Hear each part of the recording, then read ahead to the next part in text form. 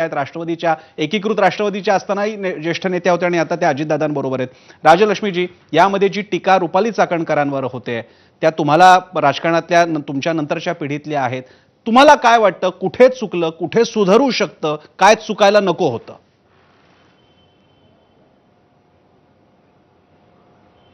नमस्कार. मी तुमचे पहिल्यांदा आभार मानते की तुम्ही मला या ठिकाणी बोलावून संधी दिलीत. हा विषय खूप गंभीर आहे, हगवणेंच्या, वैष्णवी हगवणेंचा. पण त्याच्यामध्ये झालंय काय, हा विषय जर सामाजिक प्रश्न आहे, हा सामाजिक प्रश्न जर खरं सोडवायचा असेल तर त्याचे अनेक पदर आहेत. मग त्याच्यामध्ये समाजाला काही प्रबोधन केलं पाहिजे, नवीन लग्न करणाऱ्या तरुण मुलांचंही काही प्रबोधन केलं पाहिजे, समाजाचं ज्यांच्या घरात मुली येतात आणि जे मुली देतात त्यांचंही काही प्रबोधन व्हायला पाहिजे, किंवा सामाजिक संस्कारामध्येच आता जो झालेला बदल आहे तो पुन्हा पूर्वीसारखा आपल्याला करायला लागेल. परंतु यात एक लक्षात येतंय की अनेक गोष्टी याच्यामध्ये इन्व्हॉल्व आहेत. पोलीस डिपार्टमेंट आहे, समाज आहे, तिच्या सासर माहेरचे लोक आहेत आणि या ठिकाणी महिला आयोग आहे. परंतु 100% दोष महिला आयोगाचाच आहे. एवढा वेळ या ठिकाणी तुमच्यासारखी माध्यमं रुपालीताईंवरती वेळ देत आहेत आणि चर्चा घडवून आणतायत. एक महिला प्रचंड काम करतायत रुपालीताई, आणि याच्यामध्ये एकट्या रुपालीताईंना सगळे अधिकार आहेत का, तर ते पण नाही. आपण समजून घेतलं पाहिजे महिला आयोगाचं कामकाज कसं चालतं ते. महिला आयोगाला काम करायला खूप मर्यादा आहेत. त्या ठिकाणी आता आमच्या नीलमताईंनी काही सूचना केल्यात, दमानियाताईंनी काही सूचना केल्यात. नीलमताईंच्या तर सूचना अगदी म्हणजे मान्यच आहेत, त्याच्यावरती रुपालीताई पण विचार करतील. कामकाज करताना थोडंफार इकडे तिकडे होतं, परंतु तो अधिकारांचाही त्या ठिकाणी प्रश्न येतो. आता कुणीही असं म्हणत नाहीये की रुपालीताईंची ही चूक झाली किंवा इथे चूक झाली. त्यांना ज्या मर्यादा आहेत त्याच्यामध्ये त्यांनी काम केलेलं आहे. त्यांच्याकडे ज्या वेळेला कंप्लेंट आली त्याच्यावरती त्यांनी लगेच पोलीस डिपार्टमेंटला कळवलं. परंतु काहींची अपेक्षा असेल की त्यांनी पोलिसांच्या मागे लागून हे करायला पाहिजे होतं.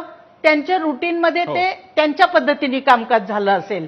आज मी तुम्हाला सांगते, गेल्या 3 वर्षामध्ये जवळपास 30 ते 32 हजार हिअरिंग्ज त्यांनी महाराष्ट्राच्या 32-33 जिल्ह्यामध्ये जाऊन, जिल्ह्याच्या ठिकाणी जाऊन घेतलेली आहेत. आजपर्यंत ती कुणीच घेतलेली नाहीयेत.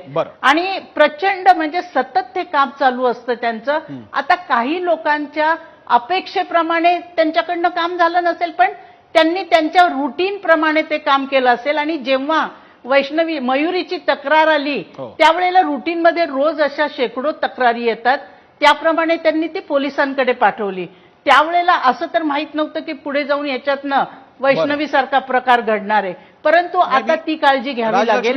तुम्ही म्हणताय त्यातला काही भाग नक्की मान्य करण्यासारखा असेल, पण मी आपल्या लक्षात आणून देऊ इच्छितो राजलक्ष्मीजी की हे प्रकरण बाहेर आल्यानंतर जवळपास 1 आठवडा किंवा जे काही दिवस गेले असतील ज्याच्यात मीडिया हा सगळा विषय समोर आणत होता, त्यानंतर मी तुम्हाला माहितीसाठी सांगतो, सगळे विरोधी पक्षातल्या महिला नेत्या, त्यांच्या पक्षातल्या रुपाली ठोंबरे, ज्याकडे कसपटेंना बाळ दिलं रुपाली ठोंबरे गेल्या होत्या, त्यानंतर चाकणकर तिथे आल्या. आता तुम्ही म्हणताय ते अर्ध सगळं मान्य करूयात की कोण तिकडे त्या जगताप आले असतील वगैरे, हे रुपाली चाकणकरांना कुठून कळणार, ईमेलवरती तक्रार येते. पण समजा हे प्रकरण मोठं झाल्यानंतर आणि ते पुण्यातलं आहे, रुपाली चाकणकर पुण्यातल्या आहेत, मग तिथे जर का त्या गेल्या असत्या, ते बाळ मिळवून देण्यासाठीच असेल, तिथे जर का रुपाली चाकणकरांच्या हस्ते ते बाळ गेलं असतं कसपटेंना, फायदा कुणाला झाला असता? प्रतिमा कुणाची सुधारली असती? राष्ट्रवादीची, चाकणकरांची. आम्हाला काय अडचण होती? ते झालं नाही, म्हणून ह्या तक्रारी आहेत. मी तुमच्या आणखी सहकार्य त्यांच्याकडे जाऊन मला पुन्हा अंजली दमानी आणि नीलमताईंकडे जायचंय. कविता आलाट यांना मी हाच प्रश्न विचारेन. कविताजी, बोला बोला राजलक्ष्मी भोसलेजी बोला. 1 सेकंड, मला थोडंसं 1 सेकंडचा वेळ द्या. हो, याच्यावरती मी स्वतः बोलले की त्या ठिकाणी इतर महिला दिसत आहेत, चाकणकर का दिसत नाहीयेत. तर त्या दिवशी पोलिसांकडे ते बाळ पोलिसांच्या ताब्यात मिळाल्यानंतर त्यांना बाहेरगावी काहीतरी त्यांचं काम होतं किंवा आयोगाचं काम असेल, म्हणून त्यांनी ती व्यवस्था केली की हे बाळ पोलिसांच्या माध्यमातून त्यांच्या घरी पोहोचेल आणि मग त्या बाहेर नंतर निघून गेल्या.